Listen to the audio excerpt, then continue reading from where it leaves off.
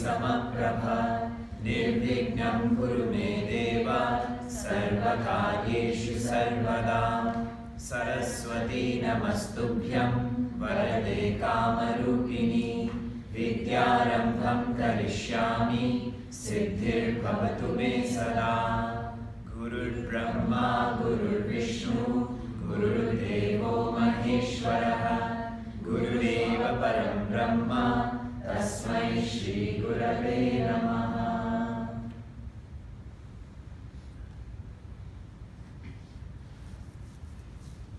When you watch adventure movies, pirate movies, etc., what are they looking for? What are they looking for? Jewels. What else? Treasure. The fountain of youth. Sometimes you see movies where people want to live forever. Yes? I was on an adventure once also, but not for the fountain of youth, but the fountain of joy. Or for the sake of branding in this workshop, the fountain of happiness. And I found it. And I have the map with me. And I'm going to share that map with you right now. There's 5 points on this map. This is the map that if you follow, you will be happy once and for all, just like the fountain of youth. Stop being old. This is the first mark. We're going to go from 5 to 1. I said first, I meant fifth. Quality of objects. That's the first marker. When you follow a map, you follow these marks. Quality of objects. Is there any object that's intrinsically of the nature of happiness? If there is such object, everyone who has it should be happy. But in this room, we have 1,000 years of experience, 2,000 years of experience. We don't know of such an object. That's why we're here right now, correct? To simplify this more, today we went to Jinya. It's a ramen restaurant.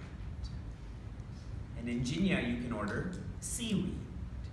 It's called nuri seaweed. If you went to this ramen bar, how many of you would order that seaweed? I did too, yes. And how many of you would not? If seaweed were of the nature of happiness, then everyone should order seaweed, correct? But a lot of you wouldn't order seaweed, which shows that seaweed is not of the nature of happiness. No object is. Number 4, coming closer. Quantity of objects. Quantity. Suppose it's not intrinsically in the quality, but if you have a lot of this object, that quality will be created by volume. Quantity of objects. Is there an object that if you have a lot of it, will make you independently joyous? For those who are a little bit older, those who moved from a country to America. When you moved here, you probably lived with another family. Then you rented a place. Then you bought a place. Then you built a place. If square footage was the cause for happiness, then you should be happier. But now we're thinking of downsizing, right? In this bell curve. You shift to a condo. You don't have to shovel the snow. Not that it snows here. Don't say it snows here. I'm coming from Niagara Falls. Coming back to our food example. I think there's an ice cream place called Jenny's here in Seattle. Salt and Straw. Salt and Straw is here in Seattle? Okay. So imagine you have green tea, or matcha green tea flavored ice cream. And you think, okay, if I have one scoop of this, I'll have 1 unit of happiness, correct? And it works. So you go in for that second scoop. Now you have 2 units, right? So then you go into 10 scoops, 50 scoops. Are you up to 10 and 50 units of happiness? You have to go to the hospital. Your body can't handle that much sugar and whatever else is in there. Quality of objects, there's an X there. Quantity of objects, there's an X there. Go to number 3. Absence of objects. Absence of objects. So Darshan, what time did you sleep last night? 4:30, okay. Raji, what time did you sleep? 10:30. 10:30. You can see the difference in Sattva and Tamas. The truth is, they're both lying. Because if you know what time it is, you're not sleeping. In a very obvious way. If I know what time it is, I'm not asleep. When we're asleep, we don't know if we're in Seattle. We don't know who's in the bed on the bed beside us. We don't know our gender. We don't know our religion. We don't know if we believe in God. In sleep, there is nothing but you. There are no objects in sleep. There's no space or time either. But you obviously are there. You can't say that you're not there. So number 3, absence of objects. We're getting closer to that fountain of happiness. Number 2, escaping the unnatural. Escaping the unnatural. When you feel fear, anxiety, frustration, anger, what do you do when you have these emotions?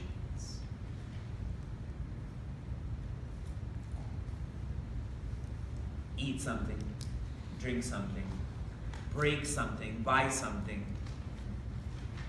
sleep. We try to escape from that emotion. We escape from it because it's not natural. It doesn't make me stronger. Stress doesn't make me a better exam writer. Being jealous doesn't make me a better person. Simply put, we went to Discovery Park today, and we were sleeping on the beach. And suppose you're rubbing your hand on a piece of wood, trying to make yourself comfortable, then a piece of wood goes into your forearm. If you're healthy, without doing anything, your body will reject that wood, will push that piece of wood out, correct? Your wrist bones have been in your arm for decades. What's the difference?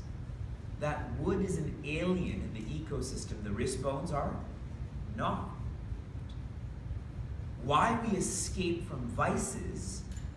Because it's not who we are. It's not natural. Which leads to number 1. Embracing the natural. Embracing the natural. When you're calm, content, cheerful, patient, compassionate, disciplined. What do you do with those emotions? What do you do in that moment? You do nothing. If you're seeing Mount Rainier, did I say that correctly? It's clear for once in 10 years. And you're looking with your eyes, and you eventually just close your eyes and you feel that experience inside of you. The only emotion that's coming up is, I hope this doesn't go away. Because it's natural to be disciplined and compassionate and cheerful. Again, those wrist bones have been there for a long time. It's part of the ecosystem. So not in the quality, not in the quantity, not in the absence, not in vices. Fountain of happiness is in virtues. The fountain of happiness is your nature. than that. Now immediately we're thinking, what's the next step? Now where do we go? It's that simple. It's the smartest investment. It's the highest investment. It's the only investment to follow this map to our nature. And that's why we're here for this workshop. We're dependently joyous, but to be independently joyous.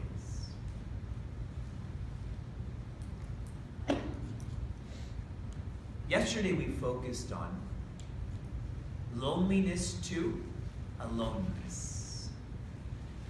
Aloneness is a sense of togetherness, a sense of oneness. And loneliness is a sense of separation. It's a sense of focusing on differences. Some of us went to see the movie Captain Marvel yesterday. And what was fascinating is this took place in the 90s. And so they were showing the internet when it was a phone cable internet and how slow it went, and floppy disks with 10 megabytes of data. Social media amplifies loneliness. Amplifies it. Because whenever I feel lonely, I go onto Facebook and see that I have 5,000 friends. That I have 1,000 people that follow me on Instagram. I follow 10,000, at least 1,000 follow me. And then I feel that, wow, I'm not lonely, but it's just a trick. Outside I may say it, but inside I actually feel more lonely because I'm ignoring the problem. Remember I said we go outside when we're lonely. We become extrovert. We're just ignoring this sense of separation. Only when we know what loneliness is can we do something to address it. Can we do something to change that? So be careful with your usage, your relationship with social media. It is to be used for media and not socializing. It's most powerful when it comes to media. But with socializing, it's an abyss. It's Maya number 2. Man created Maya number 1. Mark Zuckerberg created Maya number 2.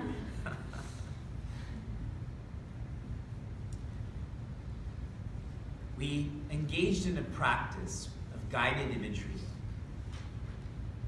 highlighting that being quiet is natural to us. In an unnatural environment, this is unnatural. Some of you have never been here, but you felt most natural because you were with your mind. Your mind was quiet.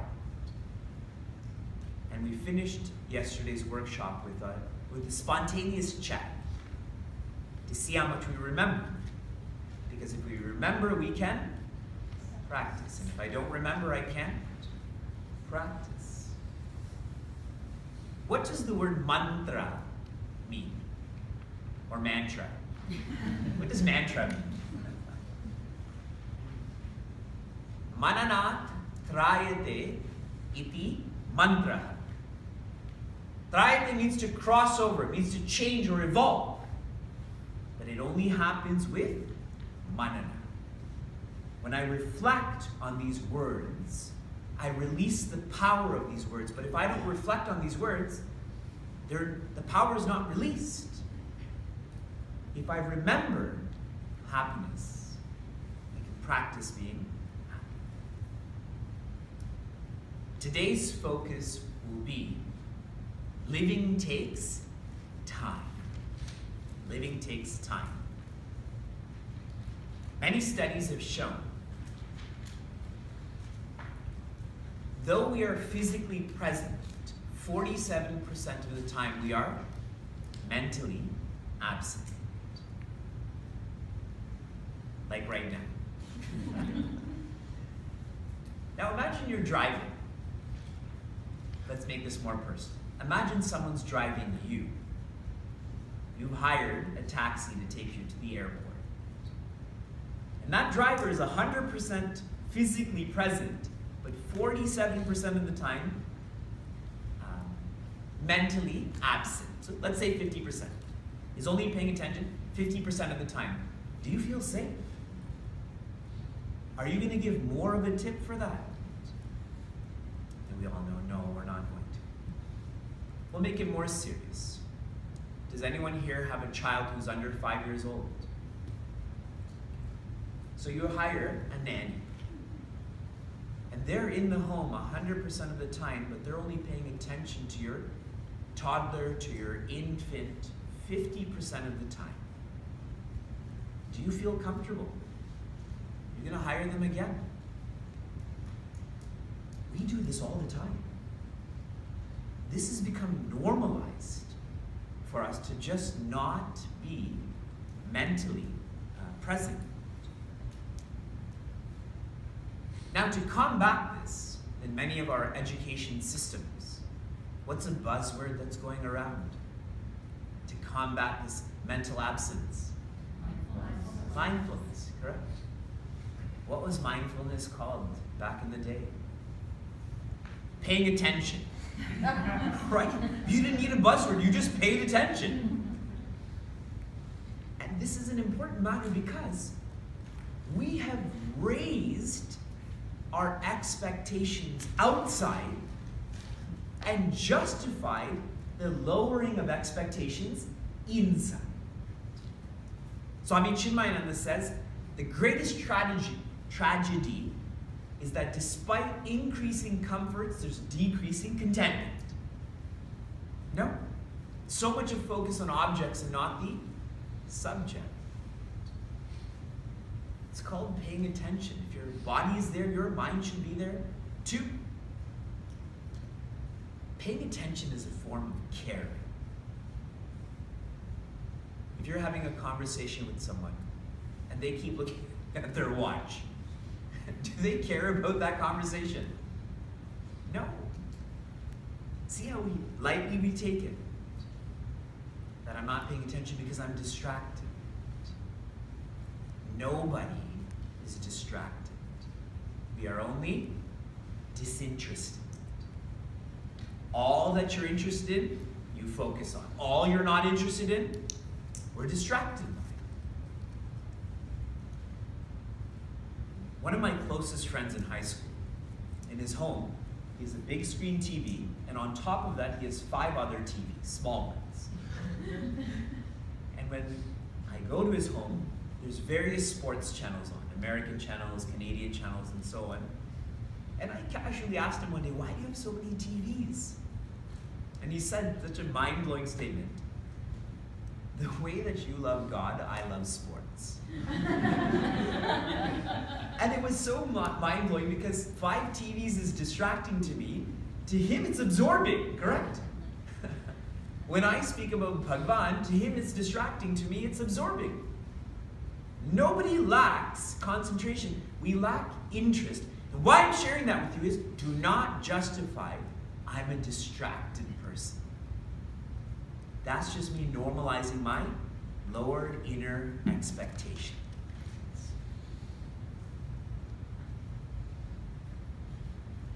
Directing this more towards time.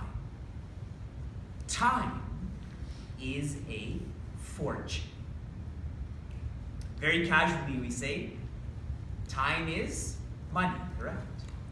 But nobody ever says money is time. That's what's so lovely about time. Time is money, but money is not time. With more money, you don't get more time. Maybe at laser tag or bowling, etc. But for living, you don't get more time because you have more money.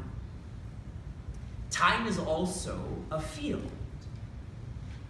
If you want to think back to your last vacation, you're going into the past, but you're accessing it through the present. If we think of next year, what we're going to do together, it's the future, but you're accessing it through the present. It's a field. And now I'll read a quote to you. You tell me who the author is. A man who dares to waste 1 hour of time has not discovered the value of life. I'll read it slower. A man who dares to waste 1 hour of time has not discovered the value of life. Who do you think said that? Yeah. Wait. I'm not this smart. Swami Vivekananda. Think evolution. Charles Darwin. Darwin made this statement. See, if I say it or Swami Vivekananda said it, yeah, Charles Darwin, whoa. Evolution, whoa. Time, I said, is a fortune, time is a field, correct? I'm going to throw in one more F. Time is fixed. Time is fixed. Whether I'm in Seattle or not, from Monday morning at 12 a.m. to Sunday night at 11:59 p.m. How many hours are in between that? How many hours over that period? 168. Whether I'm here or not, whether you're a Canadian or American, whether you're sad or happy, time is fixed. And so I want you to think of time as supply. As supply. Time is fixed, our supply. Demand on time is not fixed, it is variable. You have a project at work this week, your demand is way more. You don't have a project, your demand is way less. If you're in college, the demand on time is way less. If you're in high school, the demand on time is way more. You just have a difference in class hours. So using time as variable, we'll assign this to be our demand. Okay? Time is fixed, supply. Use of time is variable, it's our demand. Now look at this chart.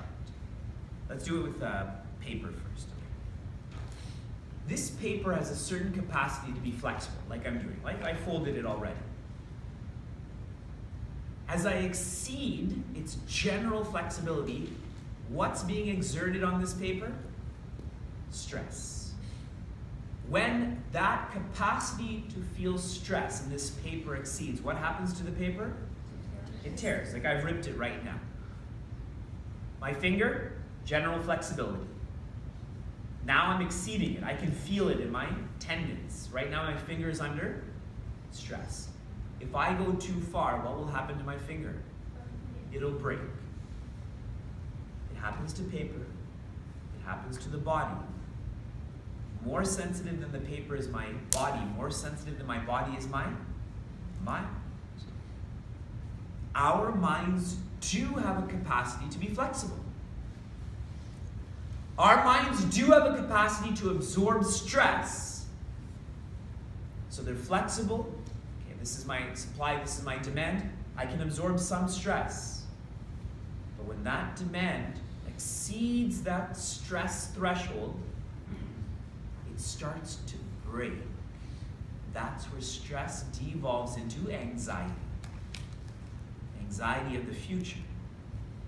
And as long as I have anxieties of the future, I'm missing out on the present, so naturally I'm going to have regrets of the past. Why was I anxious? Why didn't I change this?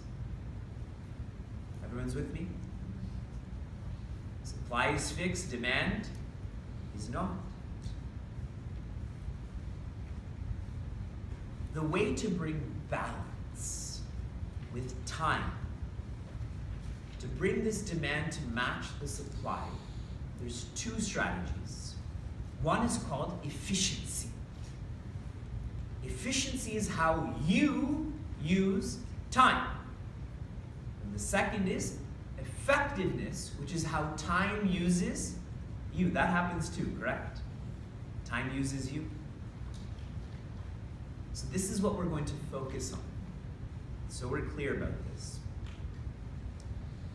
This workshop really revolves around the practice you're about to do called minute to mind management. 3M. What does 3M stand for? Legally, what does 3M stand for? Minnesota Mining something, something, something. I don't know what that third M is. This is M3. I think M3 is branded with BMW also, right? What about MQ? Does that work? This is minute to mind management. If you learn to manage your minutes, it's the same as learning to manage your mind. And when the mind is quiet, we feel happy. We'll start with efficiency. What's here on my left? What is this?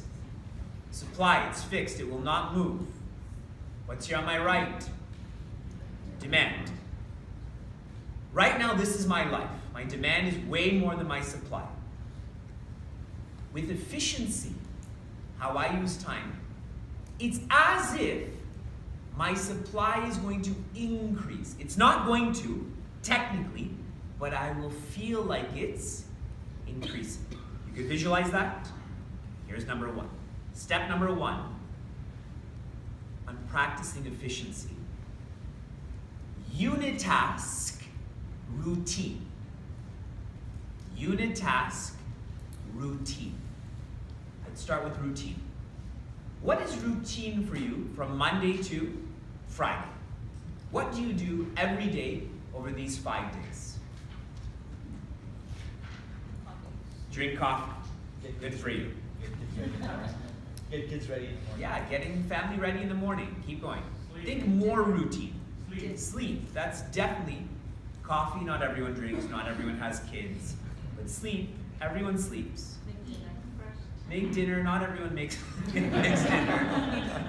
Eating, yes. Brushing teeth. We'll be optimistic and say everyone brushes their teeth.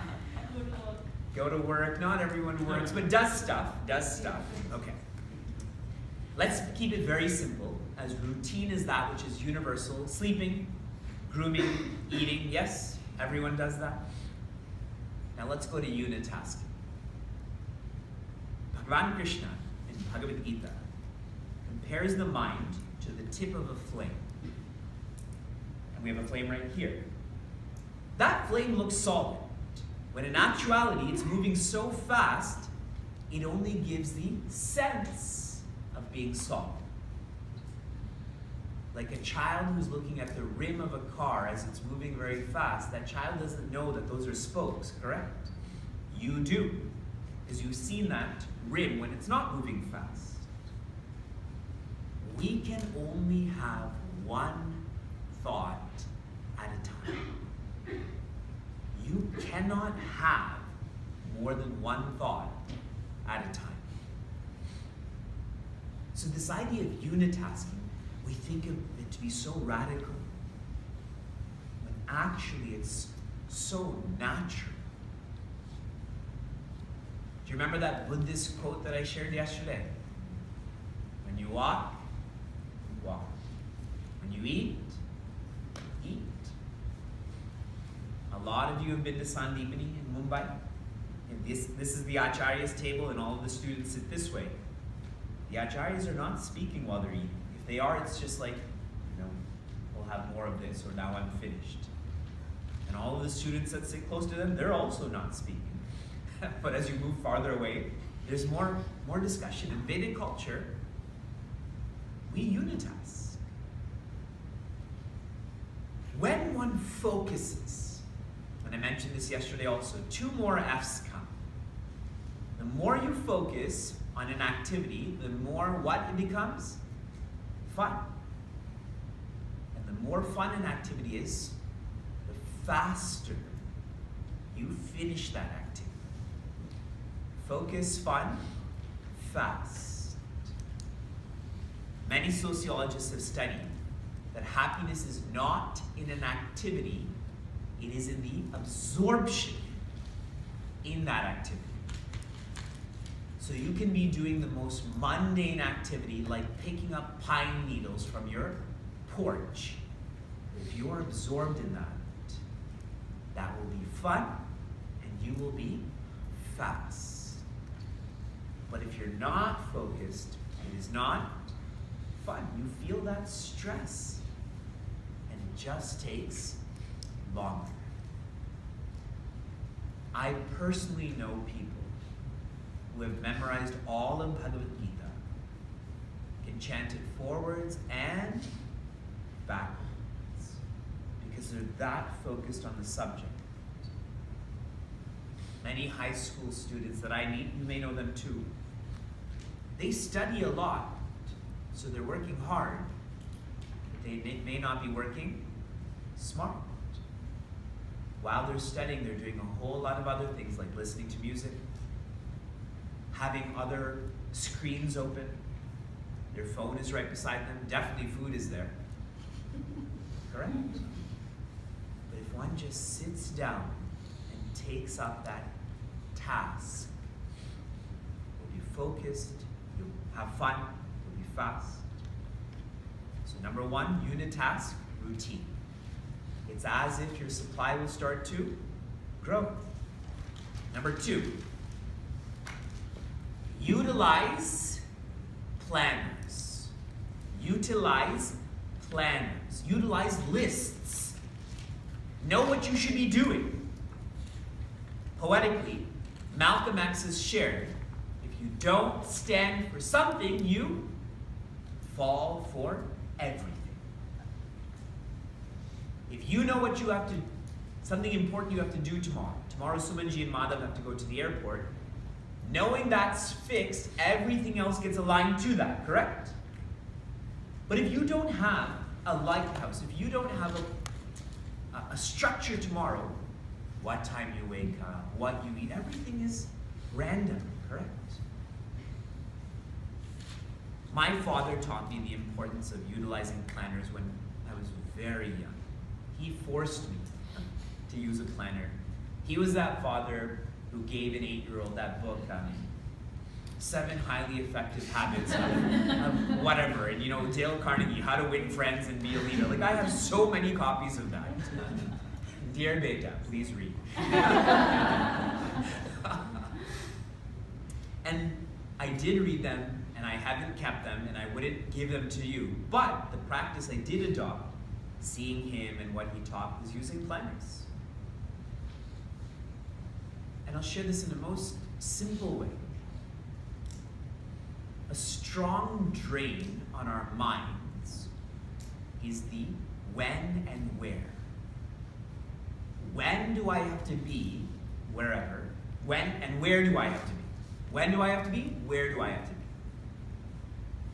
If some of you are confused of whether we started at 4 p.m. or 7 p.m., that's a whole lot of thoughts that are going into that which is fixed. If some of you are confused if I had to go to the Baha'i Center or the Unitarian Church, that's a lot of thoughts that are being wasted. With a planner, if you can lock in the when and the where, what do you get to do? You get to focus on the what exactly.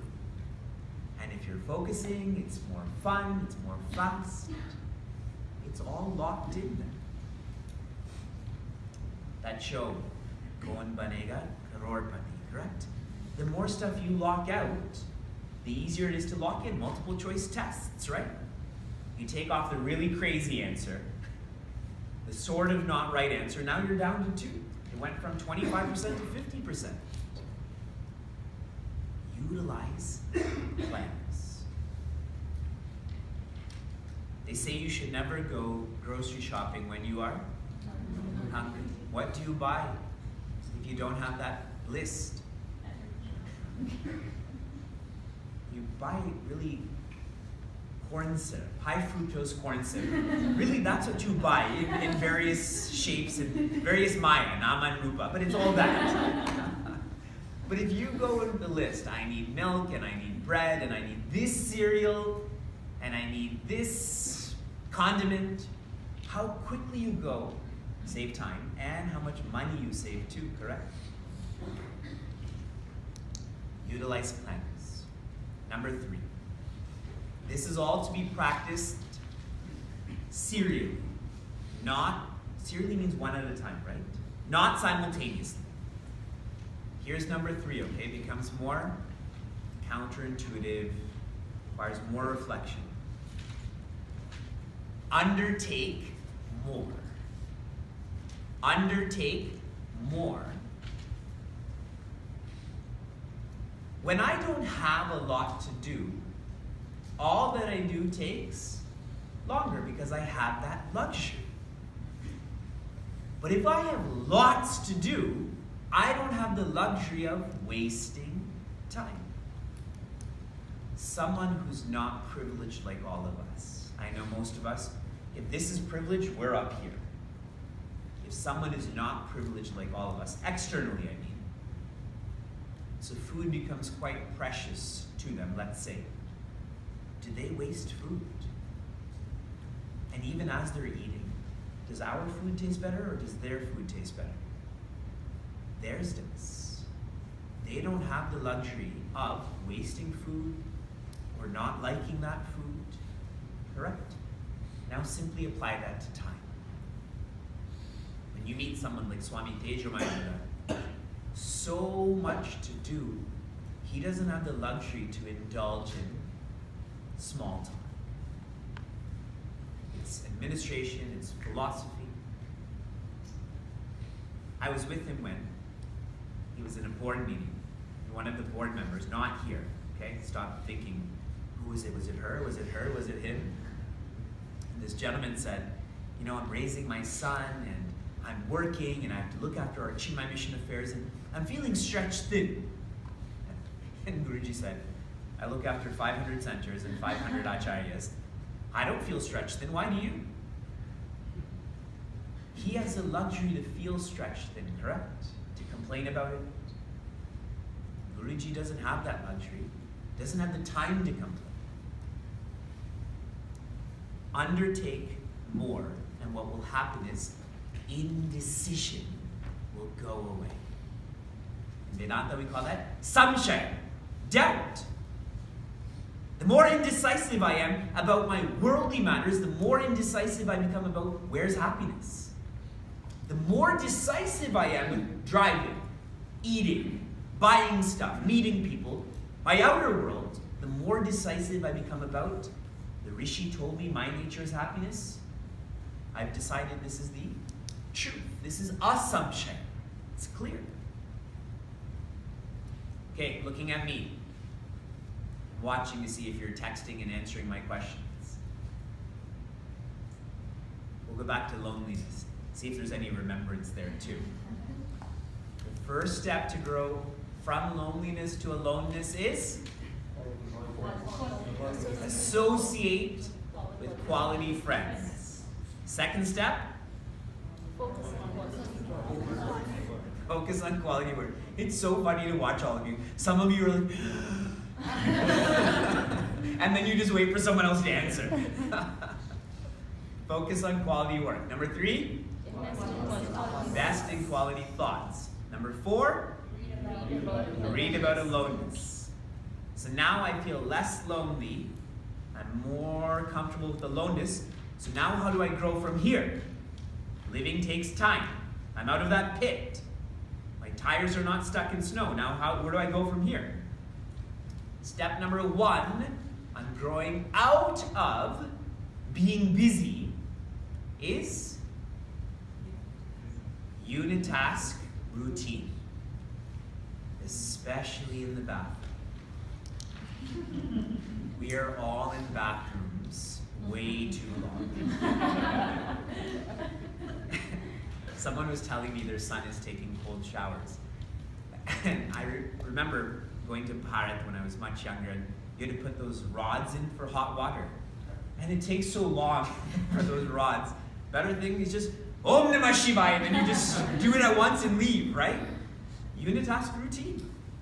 Now with those hot showers, first water comes from here, then you have water that's coming from all around you, right? You're in those rain showers then, and there's music. And the second step is utilize planners. This is a half-ripped envelope in which I write things I have to do. Like recently I wrote email Shriram. because I forgot to do it today.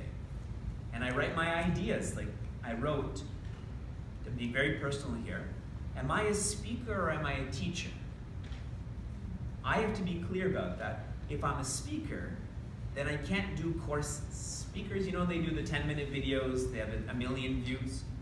But a teacher has to do courses, they have to build relationships. And I have to be clear about who am I? And I look at it every day. So I never drop the ball. It's always being reflected upon. This is my list. This is what I'm utilizing a planner. And number 3 is undertake more.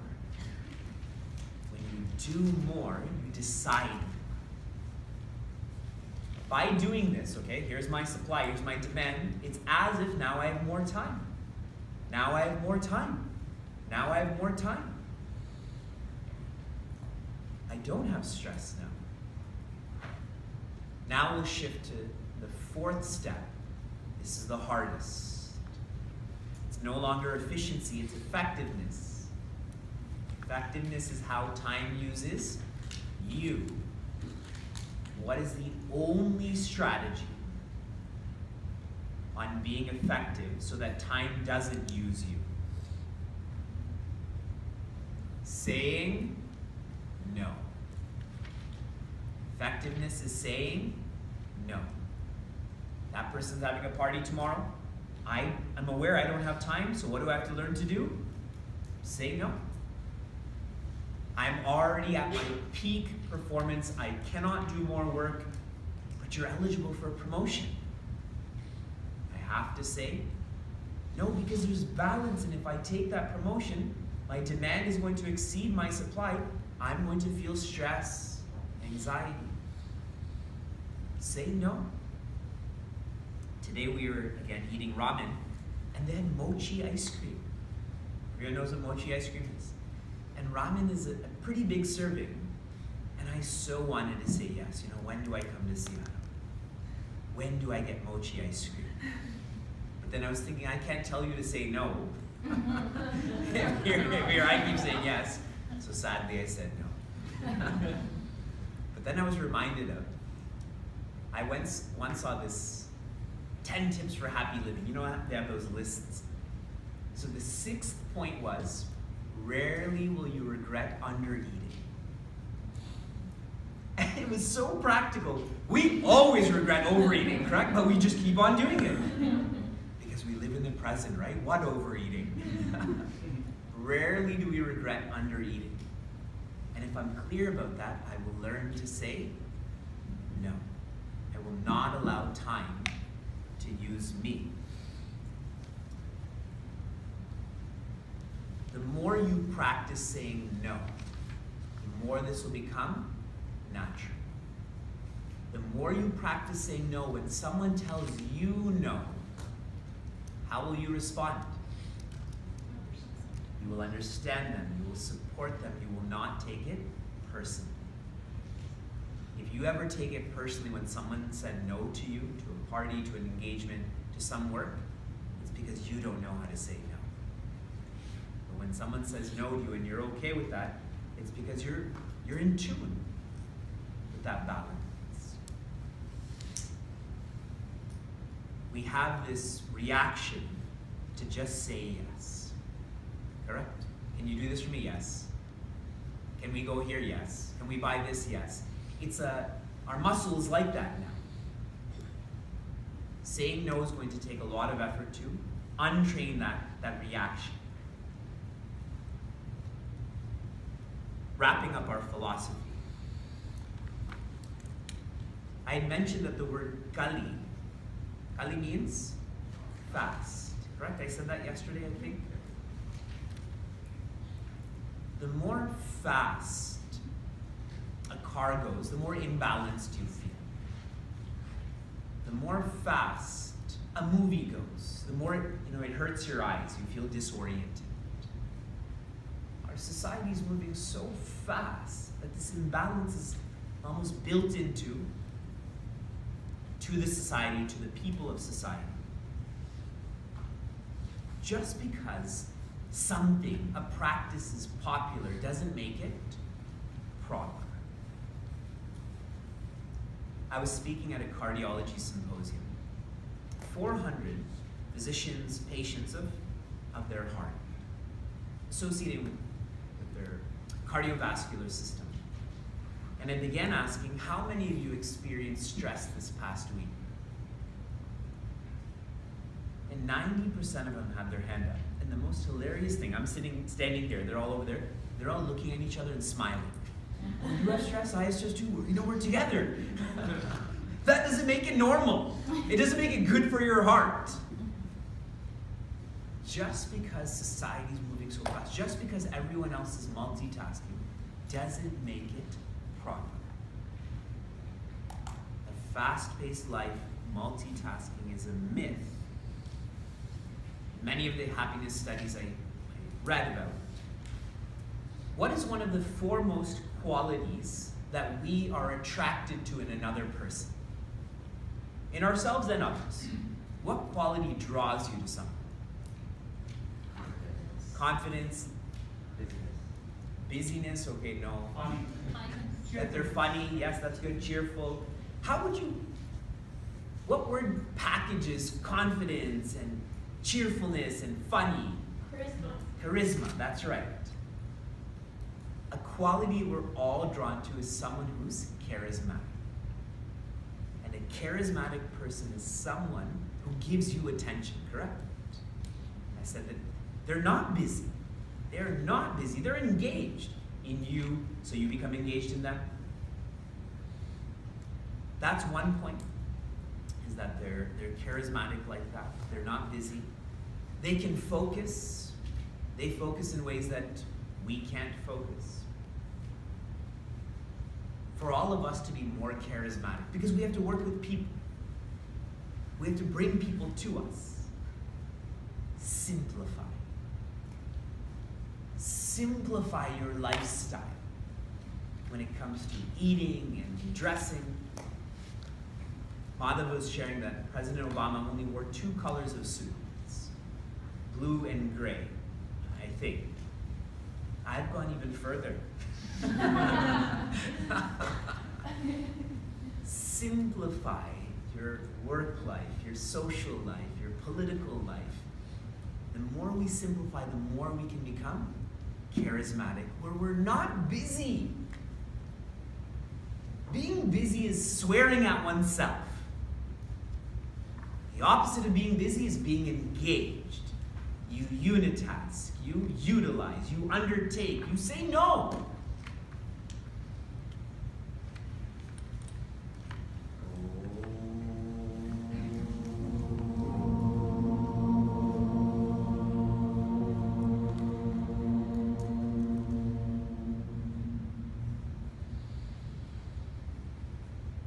After philosophy is practice. New sheet of paper.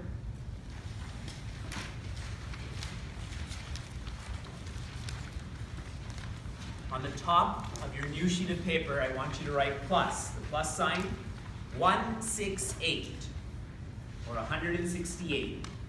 Why? What's significant about that number? Number of hours in a week. Why is there a plus sign there? It's our supply. That supply is fixed. Everyone has to write 168. Now I want you to reflect on how a typical week passes for you. Typical week means it's not a vacation week, it's not a wedding week. A typical week. As an example, I would write minus, my supply is that plus, it's fixed. Our demands are different. I would write minus 35 sleep. This is how many of my hours go towards sleeping. I would write minus 7, grooming. Brush your teeth 2 or 3 times a day, you shower, you wash your face. For me, that's, let's say, minus 7. So this is how my week will go. But you look at your week, how much you professionally work, your seva, your commuting, start to write that down. Use whole numbers. Think generally. Incorporate the weekend. Understood? And try not to sit beside a family member also. do this independently, do this quietly. Think about your week. Any questions as you're doing this? Okay, go ahead. I'll walk around and judge you. 168's on the top. What are you doing with your time? Studying, socializing, cooking, cleaning, shopping, exercising.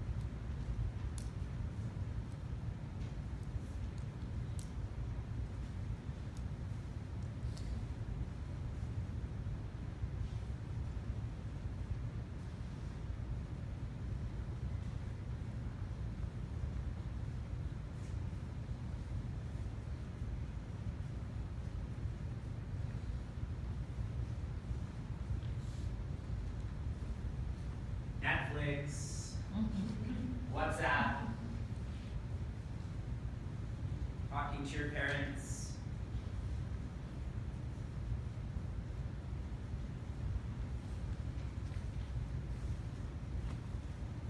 going for walks.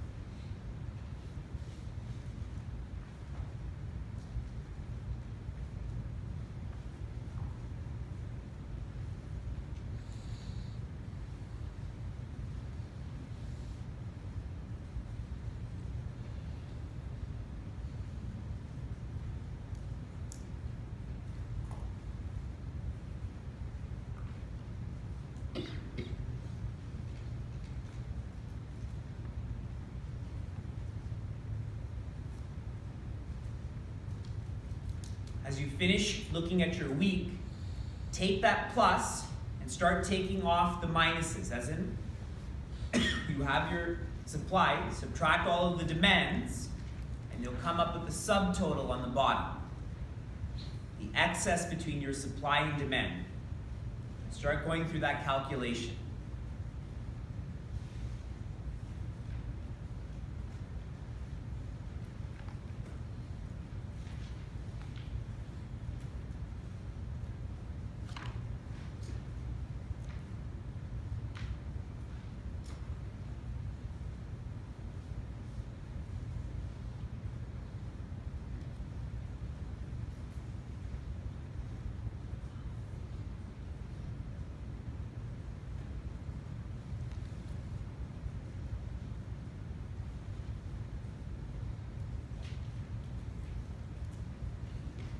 One more minute.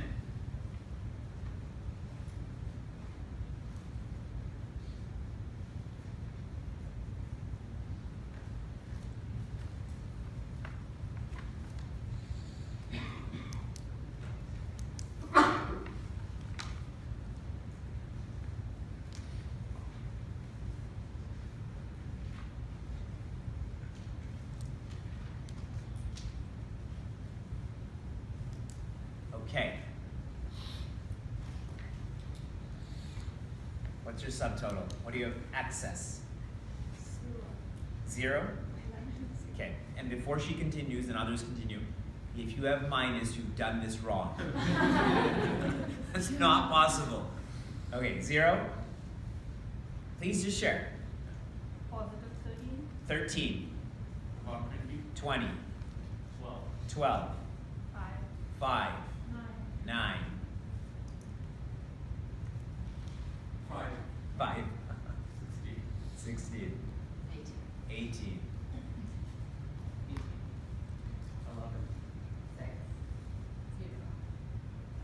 23. I got a +2. Okay, it is a plus, okay? Yeah. Okay, so now some of you may not feel so comfortable sharing. We'll just go into general ranges. How many of you have 0 to 5 hours excess by show of hands? Okay, 5 to 20. 20 to 30. 30 to 40. 40 to 50. Over 50?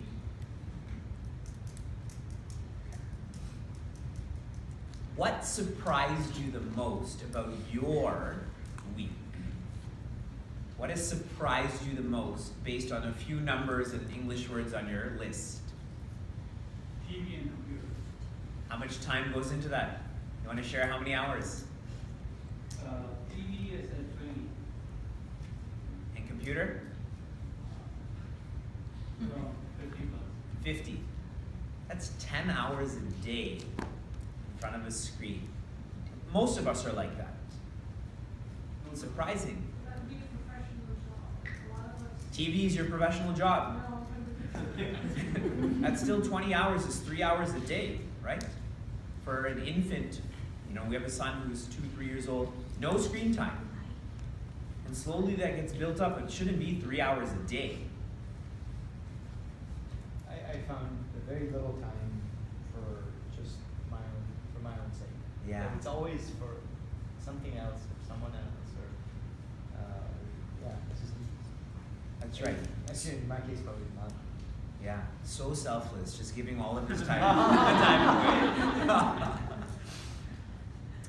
I do a lot of talks at hospitals on balancing patient care with self-care.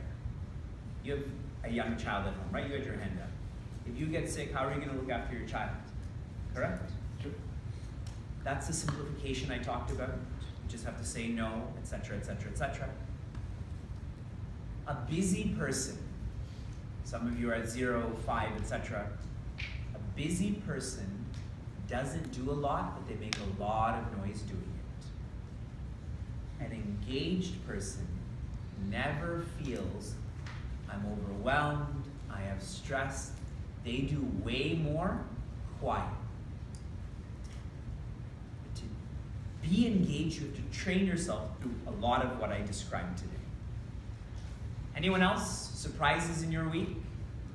I think I kept forgetting about things that I waste my time on, so they kept going. It's like, oh, I can spend 14 hours just wasting away, I guess. Yeah. See our egos too? I do all of these sattvic activities. So I'll share a few observations to Niranjan's point. One place I did this was at one of our young adult retreats in DC. Then they give me their lists. You know, that level of honesty. So one person wrote, daydreaming, 2 hours, 2 hours a week. So honest that he built that in 2 hours. Another place, this was at Comerica Bank, I did this, and one of the associates there realized he smokes 7 hours a week. An hour a day of putting those chemicals inside of you. And I thought that was so meaningful because now that he knows he does this, there's a good chance he'll bring it down to 45 minutes, half an hour, which is life-saving, right? 7 hours. I had done this at BB&T in Raleigh, and so many of those associates forgot to write working. They wrote everything but the actual work, and their manager was right there just going like this. Okay, there's lots more to do with this. I'll tell you what else you should do with this. Not right now, though. Another dissection or analysis of your week. You know, when you write, say, watching TV, not all 3 hours are bad. A certain portion of it is productive, right? Say half an hour a day, and the rest is non-productive. The same goes with commuting, socializing. Everyone needs to socialize, but how much of that is productive? So if you want to go deeper into your usage, you should assign, don't do it right now, but you should assign what percentage is productive and what percentage is non-productive. When you eat food, a lot of it is non-productive. We defecate it, correct? It's all not productive. So the same goes with time. What I do want you to do now is that excess time you have to come up with a plan of what you're going to do with that time. Now that you know it's here, what are you going to do with it? Have you ever seen the movie Brewster's Millions? Old movie. So this really poor person, I think Gene Hoffman's in the movie, and I forgot the gentleman's name. A really rich person is frustrated with how rich he is.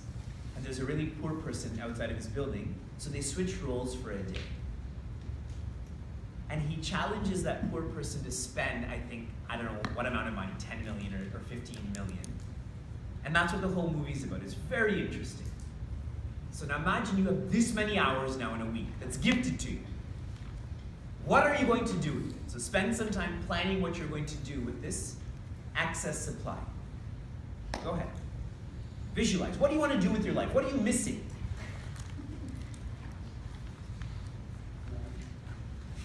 Missing life. Be more specific.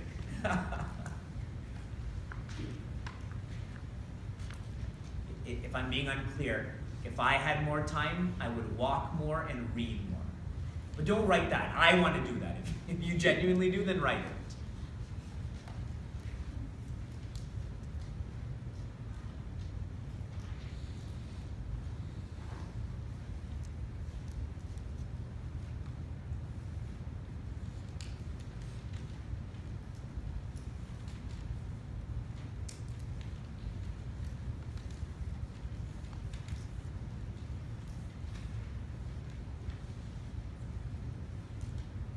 Okay, we have to keep moving. Does anyone want to share what they're going to do with their excess time? I had the same exact thing. To walk more. That's what I read. Yes. Taking care of healthy or exercise or reading more, listening to more books. Yep. Walking, reading. Travel. To travel more. Yeah. To claim your sick days, your vacation days, and go. Go traveling. There's so many practices of not bringing your computers on vacation, to have email-free days. Every Saturday is no email day like that, to make it a vacation like that. How much money are you worth? I don't mean this in this transparently personal way, but how much money are you worth per hour? Raji, how much would you charge someone for your time? Okay, whoa. I put myself at $20 an hour. She's way better than I am. You know, if you have now discovered 10 hours, that's $2,000 a week. $100,000 a year.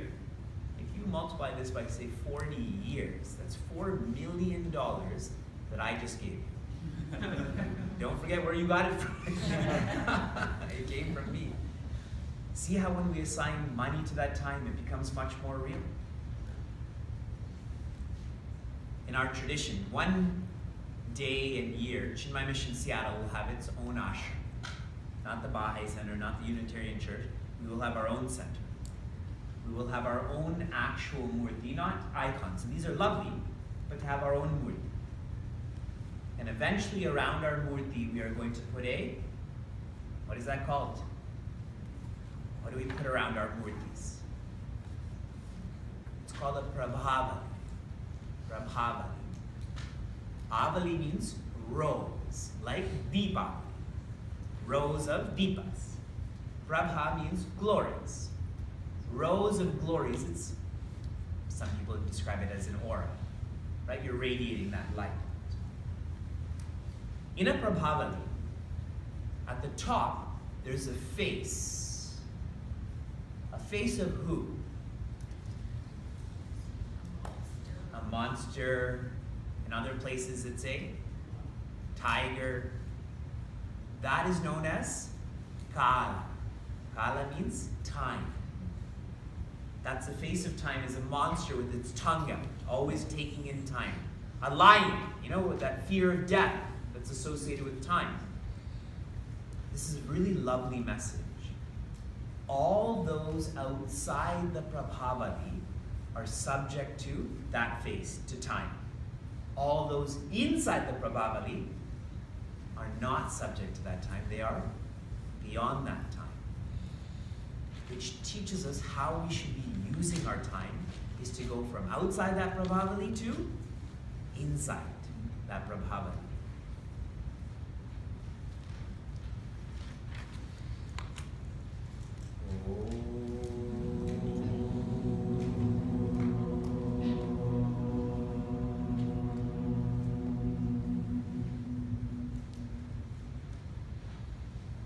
After practices, personalization. Ready for your spontaneous check? Go to a sheet of your paper where your notes are not. You can't be writing this underneath your notes. Or your notes are not. Every time I tell you to write things, use lists, use it on paper. Time is already so abstract. When you use Google Calendars and electronic schedules, you just forget to look at it. There's so many distractions on a phone, correct? On paper, what are you distracted by? Those lines. Use paper. There's so much joy in circling things and checking things off. Question number 1. What is your biggest drain on time? What is your biggest drain on time? Just a one-word answer, okay? It's for yourself.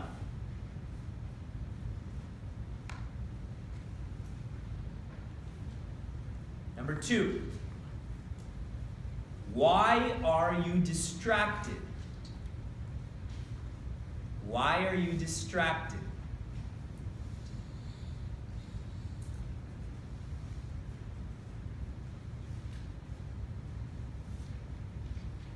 Number 3. What are practices to balance demand with supply? What are practices to balance demand with supply? Your hint here is there's 4 words, 4 practices.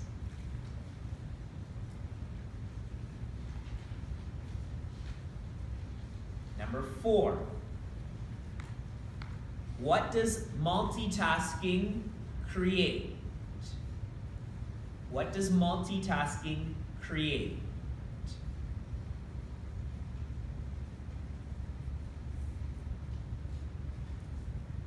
Lastly, and I'll give you some time, I'll go through the questions again. On a scale of 1 to 5, how do you rate your minute to mind management? How do you rate your utilization of time? 1 is very poor, 5 is very good.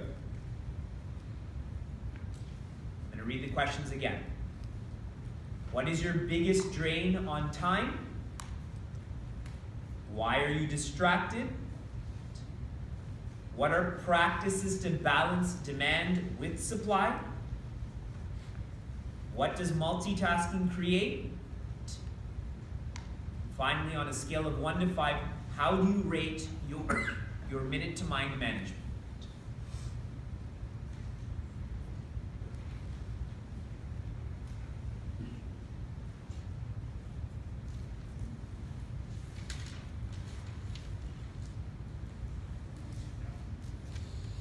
Ready? So like yesterday, if you wish, you can write your name on your paper and give it to someone beside you to put the onus on them. Or you can just analyze your own score. What is your biggest drain on time? Any answers? Decisions. Indecision. Finding lost things. When and where. When and where. All correct. What I've written is yourself. The biggest drain on your time is yourself. It is not traffic. It is not a family member. It is yourself. You allow your time to be drained away, just like in a bathtub. If water is going out, it's because you opened the drain. Yourself, no excuses. Why are you distracted? Or disinterested? Because of YouTube? Worrying about the next task. Worrying about what's happening next? No, not being invested. You're not invested. You're not invested. All correct. Sometimes when I do workshops on social media, I give them like a social media check to see how healthy or unhealthy you are. One of the checks is you copy your YouTube history and send it to someone you respect. Send it to someone you respect and tell them to watch those videos. If you're ready to do that, you are very healthy. If you're not ready to do that, you're very shady. The answer is we are busy. We're busy. We're not focused on the present. We're not interested in the present. We're worried about tomorrow. We're busy. And we justify, I'm so busy, I can't concentrate. Number 3, what are practices to balance demand with supply? Practice number 1, unitask routine. Number 2, utilize planners. Number 3, undertake more. Learn a language. Go to the gym. Run a half marathon. Undertake more. Number 4, say no. Number 4, what does multitasking create? Stress. Yes, very good. Imbalance. Here I am, you're pulling my kurta here, you're pulling my kurta there. It's imbalance, right? I'm deepening that stress. It is stress. You just become imbalanced. You're pulled all over the place. And the most important question, on a scale of 1 to 5, how do you rate your minute to mind management? How many of you have a 1, which means very poor? 2, which means poor? 3, which is average? 4, which is good? And 5, which is perfect? Okay. Wherever you are, go to the next level. If you're very poor, just become poor. Just move up one number. Any questions from anyone? From yesterday, today? You have, between undertaking more and saying no, there's some conflict. That's right. Can you elaborate and articulate that? Good, I'm glad you caught that. I'm sure others were thinking about that. First I said undertake more. Then I said say no. Undertaking more means working harder. Once you've reached the hardest working self you are, the next level is working smarter. That's the saying no. Many of us are busy, but we're not working our hardest. Once you work harder, you don't feel busy. You feel engaged. That's why my first message to people is work harder. You have this many things to do. You want me to say is don't, say no. Don't do these things. My first message is work harder. Sleep less, eat less, go to sleep earlier at night, wake up earlier in the morning, don't talk to people as much. That's my primary message, is work harder. Once you're doing your best, as Gurudev would say, what's the next statement? Leave the rest then. You say no. I'm doing as much as I can cheerfully. Saying no becomes quite easy. Undertake more. And you know you're doing this is when you have less questions, less indecision. Okay? And finally, it sounds really counterintuitive. Undertake more, say no. A lot of what I shared yesterday and today is experiential. If you do it, you'll get your answer. If you don't do it, theoretically, it definitely doesn't make sense. Theoretically, every subject is impractical if you don't practice it. Once you practice it, it becomes practical. How do you know you're working on the right things? How do you know you are working on the right things as you're undertaking more? Correct? Dharma, or responsibility, is that which makes your mind quiet. If what you're doing is not making your mind quieter, it's adharma then. It's leading to disintegration rather than integration. That's why I said for every one of us, we need to walk more. The more you're in nature, the more natural you feel. We need to do more of that. We need to read more about aloneness. Feeling more natural, reading about your nature, you'll become quieter. I envy truck drivers in that sense, that they have so much captive time. Driving, if you drive that much, may become mundane, may become routine for them. How many audiobooks they can listen to, correct? How many podcasts about everything? How many languages one can learn? You just have to choose it.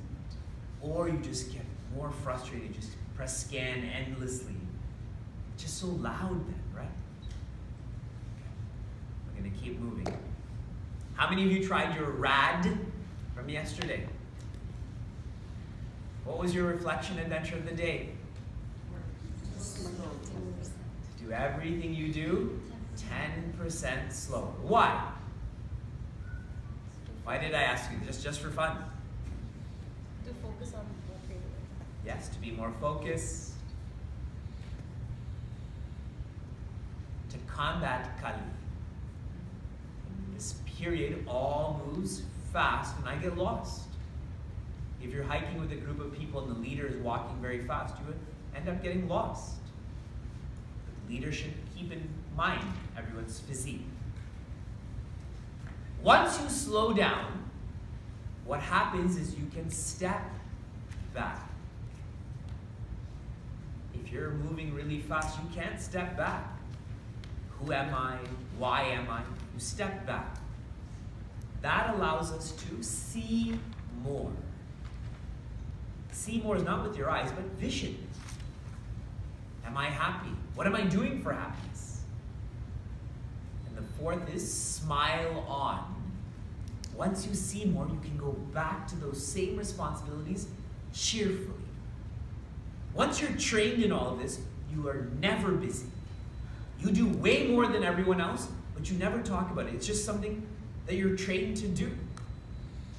Like someone with strong lungs, they just process more. They don't have to work hard for that efficiency. What was the first S? First S verb. Slow down. Which triggers? Stepping back. Which triggers? Seeing more. Which triggers? Smiling on. Here is your RAD for the upcoming day until we meet tomorrow. Please fill in the blank. Work never ends. I want you to use these three words, work never ends, in 10 different conversations tomorrow. With 10 different people that are not in this room in a non-awkward way.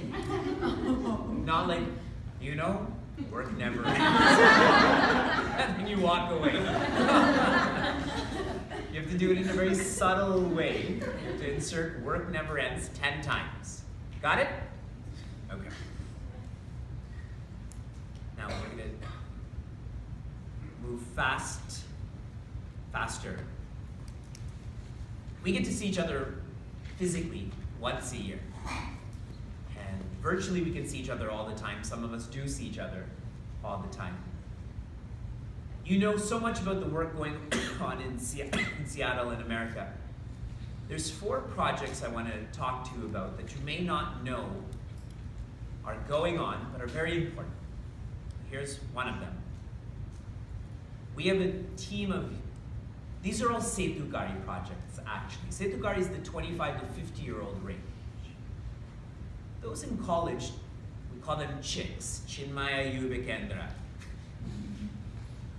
They don't have so many responsibilities, so it's easy to stay in a forum like this. You just left high school, there's a study group in your school, so you go.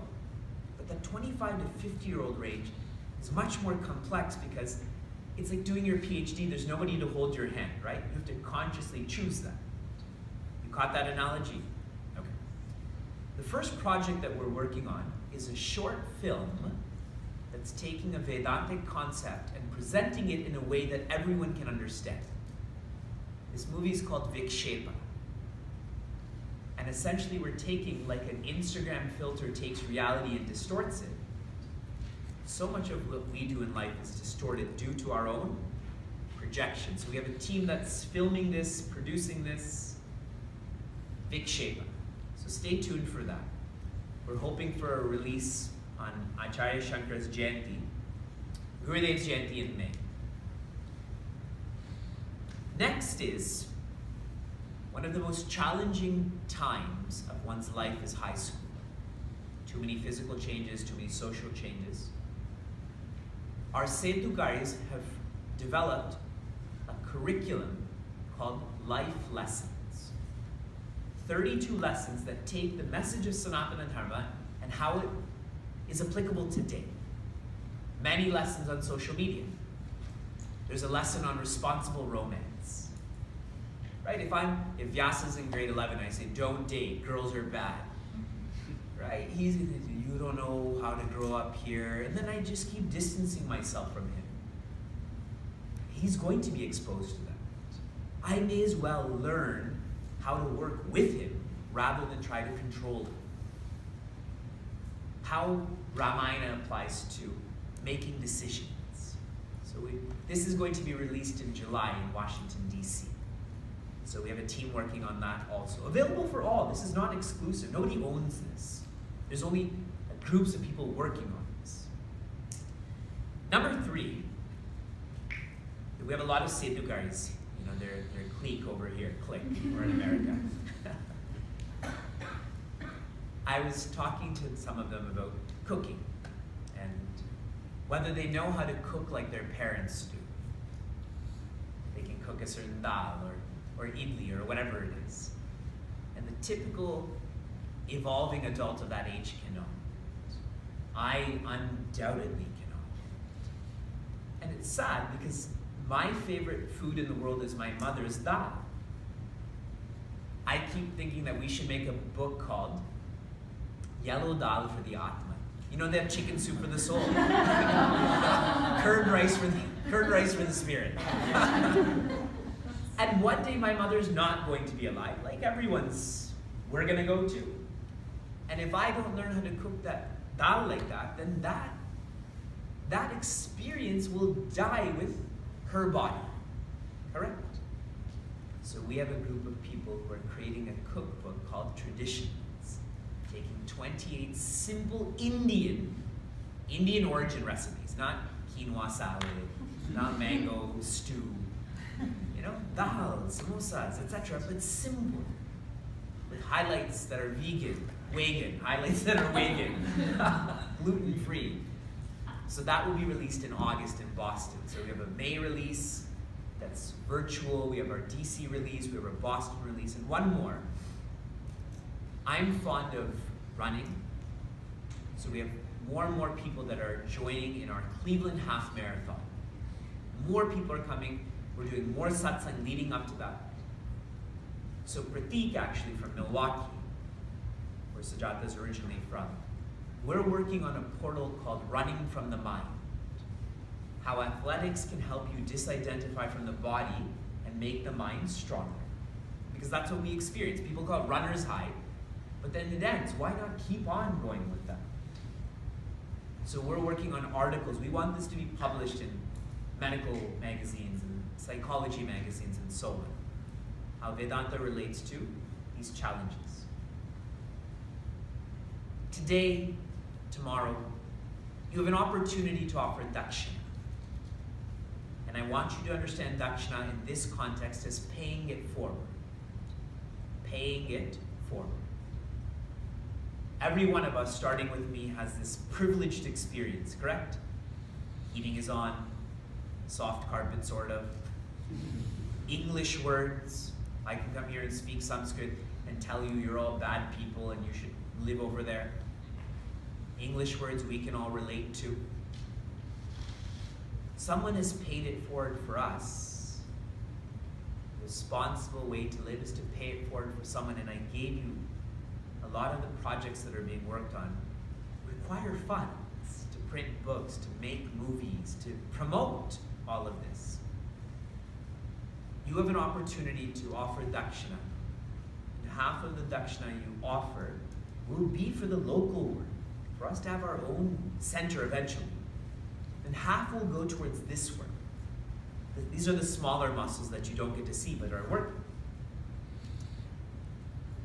So as you leave, you can go home and you can donate online on the Chinmaya Mission Seattle website, or you can bring cash, you can bring a check, and offer this tomorrow to Bhagavan Krishna and Gurudev. They're doing all of the work. This is just a microphone. I'm literally a microphone. So that opportunity is there, again, to offer online, with cash, with check. You can bring that tomorrow, or do it tonight. If you're offering online, then just come here with an envelope and write how much you've given, because there's a beauty in that, like a handshake or a hug, in that physical exchange. And you'll get prasad back, which now leads me to what we're going to do just for a few more minutes. Each one of you is going to be given a rock. And on this rock, I want you to write.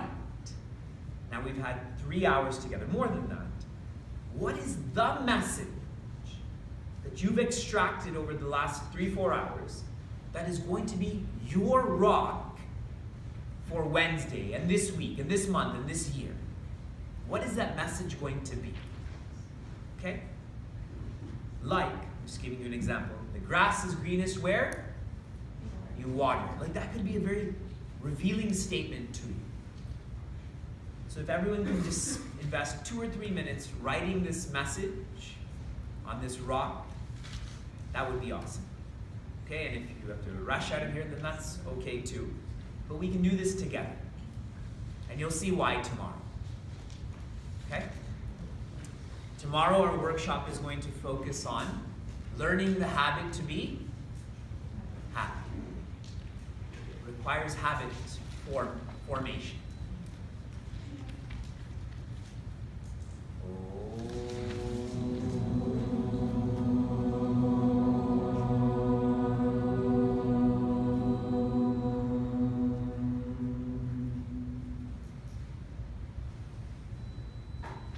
Sarve bhavantu sukhinah, sarve santu niramayah, sarve bhadrani pashyantu, ma kaschid dukkha bhag bhaved. Om Shanti Shanti Shanti. Hari Om.